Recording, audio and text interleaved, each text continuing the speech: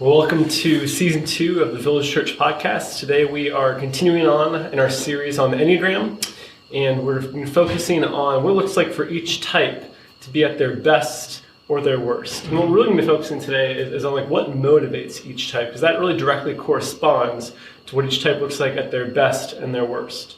Now we're going to assume that you heard our first podcast, and in that one you heard about what exactly is each type, and hopefully you were able to identify yourself. But Luke, do you remember where they could find that podcast if they're still curious about like how to identify what their type is? Yeah, so you can find it on the backlog of our podcast on iTunes or wherever it is that you're listening to the podcast, and also on our website. Okay. There is a blog post for it underneath our media section of our website. Great, awesome. Now, today we're going to be looking also at triads, and the triads are breaking the 9 types into 3 groups, so that we can kind of understand like what motivates each of those groups, and then how that individually relates to each type. So, Luke, why don't you kind of just break down for us what those 3 triads are? Yeah. So the 3 triads, kind of the 3 breaking ups are the instincts triad, the feelings triad, and the thinking triad. And each triad is kind of sort of where those 3 personalities kind of get their intelligence from, or how they kind of operate, perceive the world, and make decisions. Yeah, what motivates them. And so for the instincts, they're motivated by anger, the feelings by image, and the thinking by fear. Yeah. So when we start off by kind of just taking a deep dive into the instinct triad and kind of break down what each type looks like there. Yeah. Because that's made up out of the 8, which is the challenger, the 9, which is the peacemaker, and the 1, which is the perfectionist or the reformer.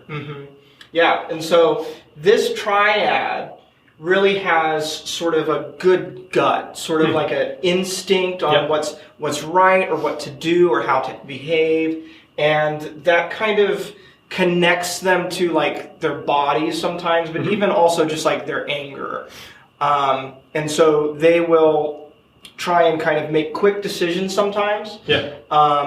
And kind of lean into that. Okay. Except and that's true of all of them, and they all have anger in some point. But like it's particularly unique when it comes to like the center of the triad, or the 9. Yeah. Because the 9 and it's the same way for each of the triads. The center personality tends to disconnect from that emotion and from that instinctual center, more or less. So let's look at then how each of these types relate to anger. So how does the 8 relate to anger? What's their relationship to anger? So the 8 is really just this, it kind of leans into anger and kind of focuses on using anger in order to sort of achieve sort of a personal goal. Okay. Right? They're kind of like, they kind of don't want to be controlled. Yep. They don't want others to control or affect the people that they love and care about. So they use anger as sort of that motivational thing. So they're looking to achieve their inward goals through anger. Yeah. Do you want to tell us what maybe like their best and their worst is? For sure, yeah. So the 8 at their best is challenging people, challenging the status quo, and they're really a true leader. So like that's like their power is people are going to follow them because of their certainty and their leadership and because of their conviction. And so like at their best, they are leading others well and leading others to do the things that need to be done, but necessarily don't want to do off the bat.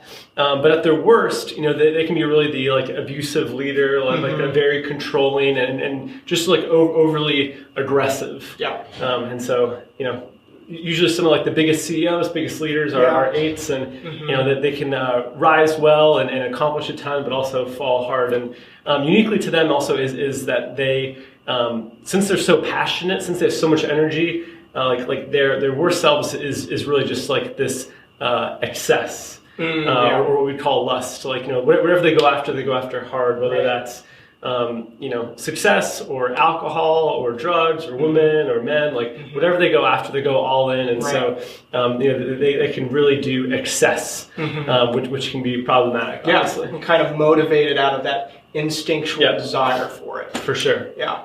The 9 I get to talk about because I am a 9. Okay. Some insider scoop here. Insider scoop on what a 9 is like. So a 9 distance themselves from their anger, right? The 9 is the peacemaker. Yeah. And so it sounds like you might not even think that you have a relationship to anger if you're a 9. Yeah, that's the thing. Like a lot of 9s, and it took me a long time to realize that like I would have described myself as never angry. Yeah. And actually, I'm like the Hulk. I'm pretty much always angry. Just trying to hide the anger. But I'm trying to hide the anger, right? Because I want a sort of a false peace. Like, let's just be cool, let's be collected, and so distancing themselves from that. So a 9, like, kind of has, a 9 at their best is when they're connecting to sort of their gut and connecting to their instincts and sort of leaning into it. Sure. A 9 at their best is able to see both sides of things, kind of be present, to be calm, and kind of mediate conflict. Yeah, so really motivated to resolve anger. Okay. Yes, but the dark side, or the unhealthy 9, the sinful self, is more of a sloth. And it's not just that they're lazy; it's that they're trying to disconnect from the problems. They're trying to kind of fall asleep or ignore that there's a problem and not address it, and kind of this lack of inertia. Yeah, gotcha. Yeah. Well, let's jump to the 1 then. The 1 again is the perfectionist or reformer, and their relationship to anger is a little different than 8, where the 8 is to achieve their personal goals. The 1 is all about achieving those outward goals, and so like when they see something that they're very black and white about how the world ought to be, and so when they see something that's not right, it makes them angry because they know it should be different, and so that's where their anger is being channeled into is like this righteous indignation, and at their best, 1s can really bring about true reform because. When they channel their anger well, it can, where someone like me, might not have the energy to keep going. They can keep going in order to bring about that change, which oftentimes takes some time. But at their worst, 1s can be very critical. They can become resentful that they're doing all this work to make the world or their institution or family or whatever a better thing. But when they feel like other people aren't necessarily carrying their weight, they can kind of turn to resentment, judgment, and just highly critical. They're kind of really driven by that ideal. Yeah, that sort of moral good, moral right. Yeah, frustration comes out when that's not met. For sure, but these are the people that do reform the world, that make it truly a better place. And so 1s have just such great characteristics as well. They're motivated by pursuing that ideal, pursuing the good that they see in the world. Yeah, and then that's gonna lead us. So that's leaving the instinctual triad, kind of anger, and moving down to the feelings triad, this sort of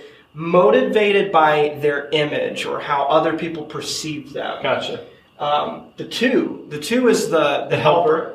Yeah, and so they're one of the most giving and loving personality types, but there's also kind of a dark side to it. What's that? Well, the dark side is that they have this motivation to need to be needed by others. Yep. They want others to give them approval, to be indisposable in a sense. And that's them kind of feeding into this image. And so they can be very prideful at their very prideful. Yeah. And because they're part of the feelings triad, they have a very good high emotional intelligence. Gotcha. They're really good at anticipating others people's needs and things like that. So at their best, they're really good at nurturing and growing people, anticipating what they're going to need to succeed and helping them, anticipating things before others even need to tell them that. Yeah. What about at their worst then? At their worst, they kind of use that same skill set to be manipulative. Gotcha. They kind of oh, well, I know if I can do this to this person, they will treat me the way I want to be treated. So they treat others to get essentially what they want. Exactly. Or they can be prideful and resentful when they feel like it's not been given back to them. Yes, that's exactly it. Cool. What about the number 3? Number 3, Matt, you're going to have to remind me what number 3 is. I've forgotten. Absolutely. Number 3 is the achiever. So they're the ones that love chasing after a goal. And the reason why they want to chase after that goal is because they want to be successful. Or at the same time, they want to appear successful. Yeah. And so they really care about their image of how people are perceiving them and how they view them. Because that's where they kind of get their self-worth and value. And so at their best, being motivated by how they're being perceived, they're actually doing things well, they are truly achieving things, productive, they're a great person to have on a team.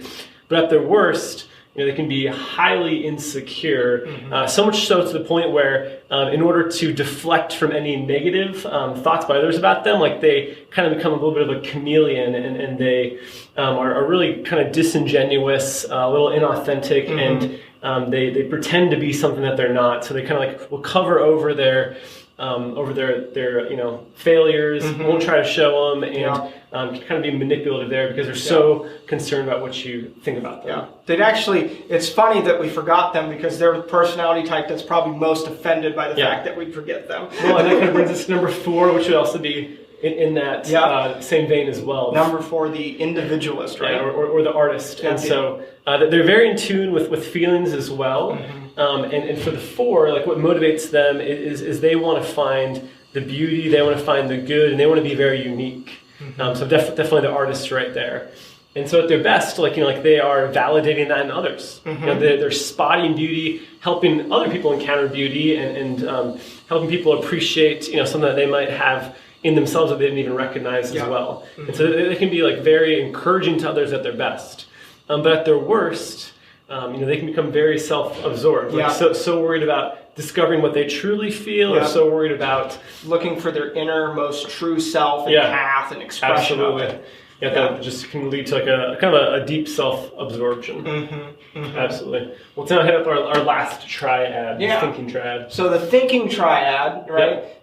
Sort of this triad is connected best with their head, best with sort of thinking, planning, analyzing, kind of that outward sort of dimension of that, and that's where they kind of get their intelligence from. Gotcha. And they use that intelligence mostly to deal with their primary emotion, which is fear. Yeah. So the number 5 is the researcher. Gotcha. The number 5 wants to know and have mastery of knowledge and mastery of their field in particular. And they feel that if they can master that, they can kind of have control and independence. And that sort of eliminates their fear. Yeah. So what's the one like at their best then when they're in relationship to the fear? So when they're at their best, they're fantastic teachers. They are knowledgeable, and they really appreciate and value truth and openness. They foster that. They are all about kind of not hiding the truth underneath the rug. But at their worst, they can kind of be a little bit greedy when it comes to like their selves, to like their personal energy, to their knowledge. They kind of want to kind of keep everything to themselves so that they can maintain an independence, because they really value their independence. So they have a hard time being vulnerable in a sense. So Matt, why don't you tell us a little bit about the 6? For sure, because this is my personality type. The 6 is the loyalist. And so the 6, their relationship to fear is that they really are looking for certainty, and but it's something that they can't, for the most part, feel like they can't find on themselves. And so the 6 is kind of like the 9 or the 3, where they kind of pull away from the fear. They disassociate from it so that they can not have to deal with it. So like how I notice that in my own life is like, if I'm feeling overwhelmed by things I need to do, I can just avoid doing them. Or like, the idea of certainty. If I'm uncertain about like what to do in like a situation that has a few different options, I kind of won't think about it, and then I'll just try to leave it open, and then I'll look for like what other people think to try to find like what was actually like the right idea within them. Because I can't trust myself enough that in myself, I'm not the instinctual person. I can't trust enough that in myself I can find the right answer. And so I'm always looking for other people. And so like at my best, like a loyalist is just like really committed person. They are, helping others. They are supporting others. They are. That's sort of that true blue friend. Yeah, exactly. But at our worst, it's just a ton of avoidance, and like the fear is just totally controlling what we're doing, to where like it can even be like paranoia can set in where we're thinking things are happening or we're not, or we're kind of like lashing out on people because we're kind of making it a self-fulfilling prophecy of like that our worst fears will come true. Yeah, because 6 is like the unique one, right? It's there's 2 options within the 6. Yeah, 6s are unique. They're either sort of what's called phobic or counterphobic. Yep, explain that. Well, so if they're phobic, that means they primarily draw back in the face of that fear. They kind of retreat, whereas the counterphobic kind of charges into it a little bit more, kind of might try and control the fear by making the fear come true. Yeah. Interesting. And then what about the 7? What's their relationship to fear? The 7, they are the enthusiasts. Yep. They, for them, they're not afraid of sort of relationships or anything like that, but they're more afraid of sort of their options and their freedoms being diminished. Gotcha. And so for them, they just absolutely love to kind of, at their best, they're really good at planning, sort of managing their resources and time, coming up with sort of the ideal future. They have, like, these are the people who have the 1 year, 2 year, 5 year plan and kind of have what they want to have it kind of play out. And when they're at their best, like, they really are good at bringing optimism towards the future. Bringing good plans together, really just kind of bringing an encouragement around that goal. And enjoying. They're a lot of fun to be around. So everyone loves to be around them because they just bring such cheeriness and inspiration. And what about their worst? But at their worst, they can get sort of a little flighty because if they kind of have this perpetual FOMO, a lot of FOMO, then they can kind of be a little sort of a mile wide and an inch deep. Yeah, kind of always committing to things, but kind of keeping their options at the same time. So that they can, like with FOMO, like not worried about like missing out on what is really the best opportunity. Exactly. And uniquely for them too, that they're the most prone to addiction because they, really want to experience that pleasure as kind of a way of escaping the fear. They're very experience driven. Yes. Gotcha. So I think that brings us full circle around the Enneagram. So we covered the 3 different triads, sort of anger, feelings, and thinking. Any takeaways for you, Luke, as you think about like how someone should kind of like apply this to their life? I'll go first. Like, the first takeaway I have is again, like, as I think about the idea of like humility versus thinking I'm superior.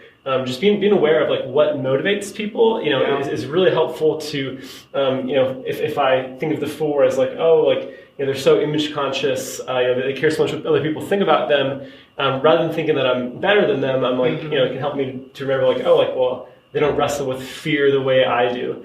And so I think it can almost give us like an empathy when we see people at their worst, and it can almost help us know why they're acting that way, as well as for ourselves. Like we can kind of know better like why we are acting the way we are, like why we're being so driven by fear, why for me as a 6, the loyalist is either searching for, concreteness in someone else's, ideas or lashing out at the other person. So I feel like it really helps in understanding ourselves. We kind of know how to grow, but also how to have empathy for others and realizing that, we all have our unique strengths and weaknesses. Yeah, I think that's like the big thing is like is recognizing that driving motivation for yourself. So for like, especially if you're a 6, a 9, or a 3, this idea of anger or this idea of image or fear might not resonate with you right away because you kind of distance yourself from it. But for me, I've found a lot of help in recognizing that like, when I say I'm frustrated, that's just like a nice way of saying I'm angry. And kind of like actually leaning into anger and letting anger be a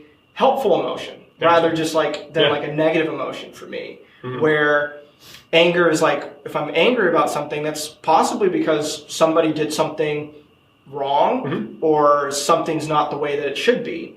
And instead of ignoring that, being a real peacemaker means addressing that and making that right. Awesome. And so kind of figuring out what's the best way. Do you lean into like addressing those things or do you need to kind of step back a little bit depending on what your relationship to that is? Absolutely. Well, today we looked at each type and really looked at like what motivates them and what they're like at their best and their worst. And really with this, we just hope you can get a better understanding of yourself and why you do what you do. But then we don't want to just leave it there of knowing like why we are the way we are. Right. We want to next time we're going to be looking at like how do we actually grow into like becoming our best, like becoming the people that God has created us to be. Yeah. And so in this next one, we're really going to bring kind of like spirituality into it to say like what does it look like for us to use faith, to use different spiritual practices to not move towards becoming the worst we can be, but becoming the best we can be. Because for me personally as a 6, like when I'm not being controlled by my fear, but like moving into the fear and against the fear, like I feel more alive than I ever do. And so, that's what we want for all of us is to, know ourselves, know our weakness, but then know how to move out of that so that we can, essentially be the people God created us to be. Exactly. Stepping into that better, more fuller image of God. Absolutely. So check us out next time for that. In the meantime, if you found anything meaningful or helpful, if you could let us know that on our Facebook page, send us a message, or if there's no greater compliment you can give us, then if you share it with someone else and let them know about it. Absolutely.